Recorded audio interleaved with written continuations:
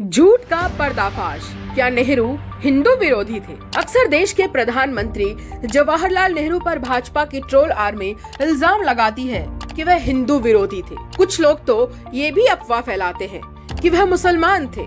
Social media पर कई सालों से जवाहरलाल नेहरू को लेकर इस दावे के साथ एक मैसेज वायरल हो रहा है कि उन्होंने कहा था कि मैं शिक्षा से ईसाई, संस्कृति से मुस्लिम और दुर्भाग्य से हिंदू हूँ। लेकिन सच क्या है, आइए जानते हैं। जवाहरलाल नेहरू का जन्म 14 नवंबर 1889 को इलाहाबाद में हुआ था। उनके पिता मोतीलाल नेहरू कश्मीरी पंडित थे और पेशे से बैरिस्टर थे। मोतीलाल नेहरू सारस्वत कोल ब्राह्मण समुदाय से ताल्लुक रखते थे। जवाहरलाल नेहरू की माता लाहौर में बसे एक सुपरिचित कश्मीरी ब्राह्मण परिवार से थी। सच तो ये है कि जवाहरलाल नेहरू अपने धर्म और संस्कृति का पालन पूरी ईमानदारी से करते थे। उनके लिए धर्म राजनीति नहीं बल्कि निजी अध्यात्म का विषय था। हिंदू धर्म को लेकर नेहरू के विचार खासे उदार थे।